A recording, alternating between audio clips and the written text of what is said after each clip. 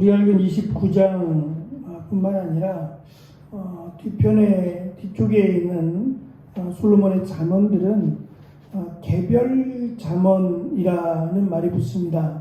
그러니까 이어지는 내용이 아니라 짧은 내용들, 짧은 잠언들이 이렇게 모아져 있는 그런 개별 잠언이라고도 합니다. 하지만 오늘 말씀에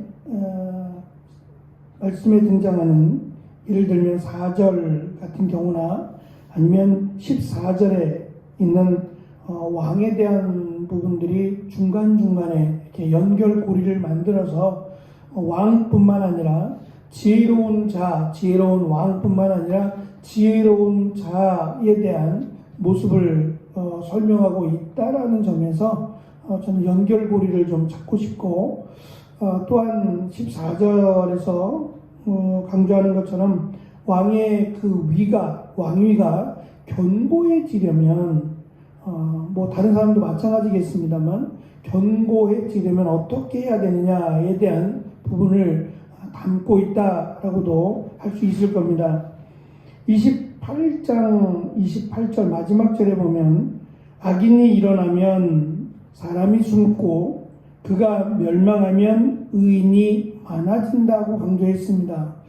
그 내용을 마치 한 번 더 강조하는 것처럼 29장을 시작하면서 2절에서도 다시 한번 의인이 많아지면 백성이 즐거워하고 악인이 권세를 잡으면 백성이 탄식하느니라 라는 말로 왕이 자신의 옆에 또는 왕이 왕위를 다스리면서 악인을 곁에 둘 것이 아니라 의인을 곁에 두어야 한다라는 것을 한 번 더 강조하므로 결국 왕위는 힘과 권력에 의한 그런 줄다리기가 아니라 자신의 주변 또는 자신의 삶이 하나님의 말씀 그리고 하나님의 말씀을 따르는 자들을 옆에 두느냐에 따라 결정된다라는 것을 강조합니다.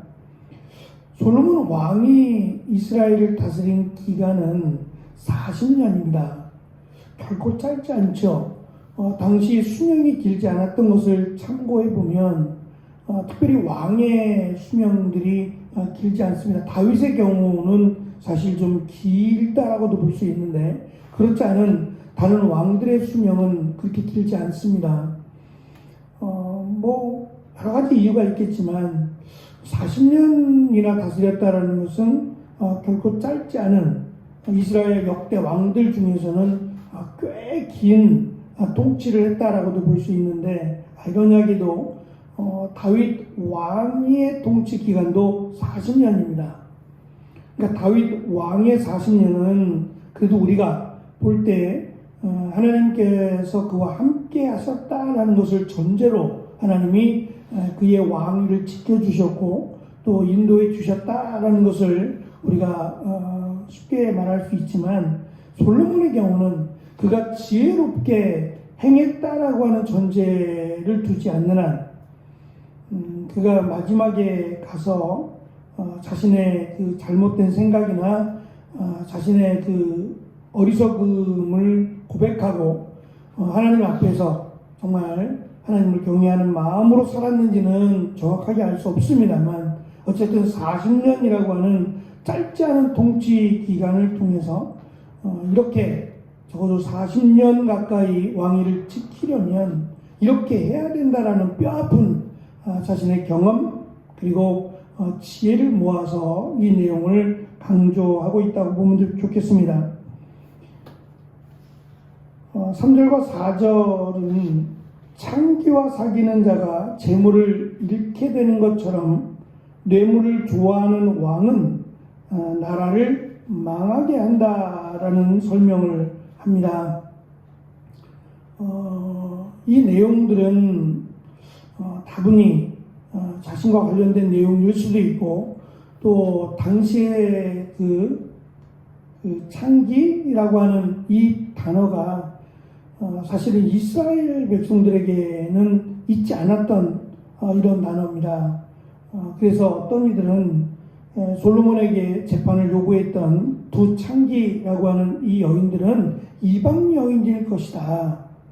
이방 여인이 솔로몬의 지혜를 듣고 솔로몬에게 지혜를 요청했을 것이다 라고 주장하는 이들도 있습니다만, 저는 이들이 이방인이기보다는 이스라엘 백성들 안에 자리하게 된, 언제부터인지는 알 수 없지만 자리하게 된 직업 여성일 것이다 라고 생각합니다.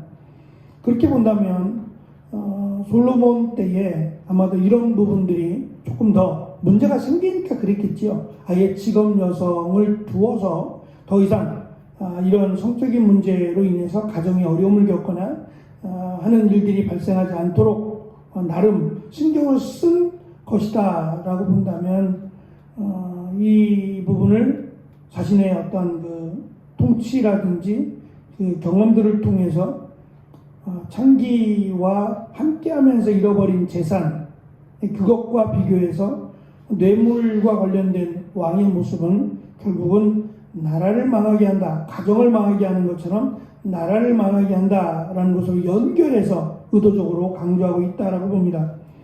5절과 6절은 조금 이해하기가 조금 어렵습니다. 왜냐하면 6절에 있는 함정에 빠진다라고 하는 이 부분이 올무가 되게 한다라고 하는 이 부분에서 사실은 주어가 없고요. 그래서 아첨하는 자, 때와 장소를 가리지 않고 이웃이 듣기 좋은 말, 아첨하는 자들은 그 아첨하는 말 때문에 스스로 자신을 함정에 빠뜨리게 된다라는 설명입니다. 그래서 책임지지 못할 말을 하지 말라는 거예요. 이웃이 듣기 좋아하는 말만 하지 말고, 이웃이 듣기 싫어도 이웃에게 도움이 되거나 그를 유익하게 하는 말이라면 때로 책망이나 권면도 해 주어야 한다라고 하는 것, 그런 말입니다. 그러니까 이웃을 정말 사랑한다면 이웃에게 필요한 그런 말들을 할 수 있어야 된다. 아첨하는 말이라고 번역했지만 그가 듣기 좋은 그런 말들만 하게 되면 오히려 내가 올무라고 하는 함정에 빠진다라고 하는 설명이고요.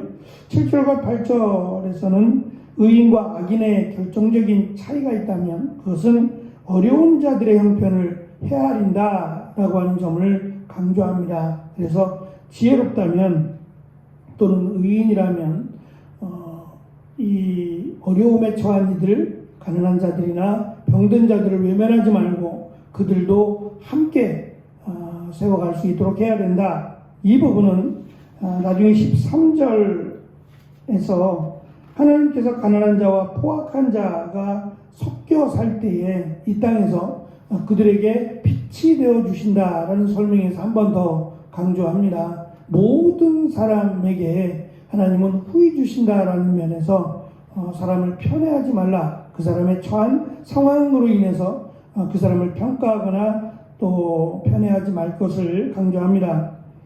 9절부터 12절에서 솔로몬은 흥미로운 전제를 합니다. 그것은 지혜로운 자와 미련한 자가 다툰다라는 얘기입니다.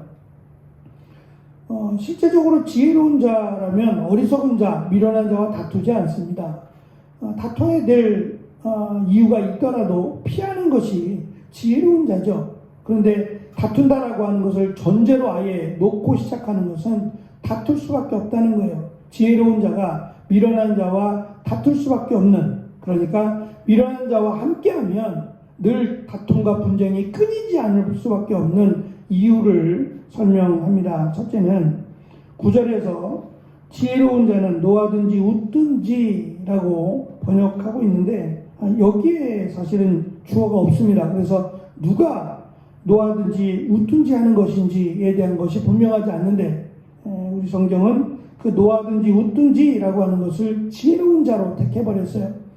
우리는 앞에서 이미 지혜로운 자는 노하지 않는다, 자기의 분노를 하지 않는다, 11절에도 그 노를 억제한다라고 강조를 했기 때문에 이 부분 노하든지 웃든지 비웃는다는 얘기인데, 노하든지 비웃든지라고 하는 것은 지혜로운 자에게 해당되는 것이 아니라 미련한 자에게 해당되는 내용입니다. 그래서 미련한 자는 노하든지 비웃든지 하는 이것 때문에 다투지 않을 수 없다. 늘 그와 함께하면 다툼이 끊이지 않는다라는 내용이고, 두 번째는 다투는 이유는 미련한 자가 피 흘리기를 좋아하기 때문이라는 겁니다. 다시 말하면 폭력을 일삼아 남에게 피해를 입히는 것을 좋아한다.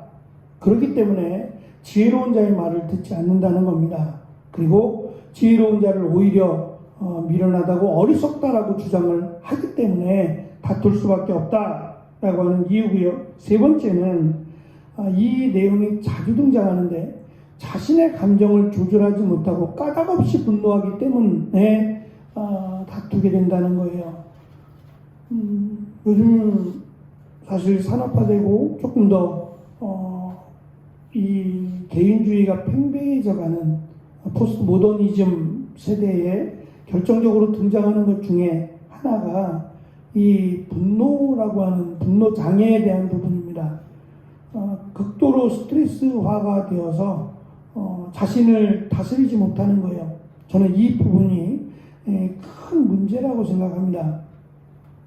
그러니까 일이라고 하는 것은 일을 잘하는 것도 중요하지만 그 일을 어떻게 잘하느냐가 사실은 더 중요하게 생각해야 되는 부분인데, 자기 혼자 일하는 것이 아니라면 함께 더불어서 일할 수 있도록 하는 것도 지혜로운 일이다라는 생각을 가져봅니다. 과거에 우리 한국교회가 이 목적을 부흥에다가 꽤 오랜 시간 동안 두었어요. 그러니까 부흥만 되면 다 해결이 되는 것처럼, 부흥만 되면 마치 하나님의 뜻이 이루어진 것처럼 그렇게 생각을 해왔어요. 그러니까 잘한다라고 하는 부분은 부흥과 관련이 없진 않습니다. 분명히 연관은 있지만 목적이 달라요. 그리스도에게까지 잘한다는 얘기는 숫자적인 의미에서만을 강조하지 않습니다. 내 아이를 키울 때 아이가 한 명이면 한 명이잖아요. 아이를 잘한다 그래서 아이를 또 낳고 이런 의미는 아니잖아요. 하나님께서 나에게 허락하신 자녀들을 건강하게 지혜롭게 잘 세워간다는 의미지, 잘한다라는 의미가 아이를 계속 낳으라는 의미는 아니잖아요. 그러니까 이 잘함에 대한 해석이 부흥이 있다 보니까 어떻게 해서든지 부흥만 하면이라고 하는 생각을 많이 하셨어요. 그것에 대한 오류가, 사실은 교회가 이렇게 많고 크리스찬들이 이렇게 많음에도 불구하고 그 영향력은 굉장히 낮다라는 점에서도 우리가 중요한 것을 놓치고 있었다라는 것을 알 수 있습니다. 어쨌든 자기를 조절하는 이것은 일을 하는 것과 관련됐을 때 충분히 중요한 일이다라는 점이에요. 자기를 조절하지 못하고 일을 잘한다는 것은 마치 그 폭발물을 옆에 둔 것과 같은, 그래서 함께 일하는 자들에게 불안하게 하고 오히려 그들을 힘들게 만드는 일임을 28장에서 강조했습니다. 마지막 12절부터 14절이 이제 왕위를 견고하게 하기 위한 방법을 설명하는데, 첫째는 왕에게 하는 말입니다. 거짓말을 들어주지 말라는 겁니다.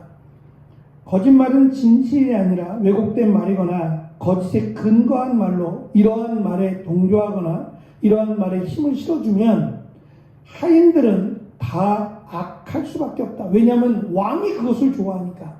왕이 거짓을 좋아하고 왕이 악한 것을 좋아하니까 하인들은 자연스럽게 악한 사람이 될 수밖에 없다라고 하는 이야기고요. 마지막 두 번째는 하나님께서 모든 사람에게 생명을 주신다는 것을 기억하라는 겁니다. 그러니까 왕은 사람들에게 차별하지 말라는 거예요. 저 사람이 부자기 때문에, 권력이 있기 때문에 팔이 안으로 굽는 이런 일들을 하게 되면 왕위가 길지 않을 것임을, 하나님께서 그의 왕위를 끊어내실 것임을 강조하는 것으로 22장 2절에도 가난한 자와 부한 자가 함께 살거니와 그 모두를 지으신 이는 여호와시니라고 강조한 것처럼 모든 사람은 하나님 앞에서 공평하다 라고 하는 기준을 놓치지 말고 사람들을 대할 것을 공의로 사람들을 다스려야 함을 강조합니다. 그렇게 할 때에 하나님께서 그의 왕위가 견고해지도록 그의 왕위가 길도록 하나님이 도우신다라고 하는 것을 강조합니다. 사실은 이것이 솔로몬이 40년을 통치하면서 깨닫게 된 지혜라고도 할 수 있을 겁니다. 우리는 뭐 대통령이 자기가 할 수 있을 만큼 하는 게 아니라 정해진 기간, 5년이라고 하는 정해진 기간 동안 합니다. 물론 더 하려고 노력들도 하지만 어쨌든 그 5년을 통해서 자신의 왕위가, 자신의 그 지위가 끝나는 것이 아니라 그 영향력이 남아요. 사람이라고 하는 것은 자기가 했던 것에 대한 그 시간적 흐름이 있습니다.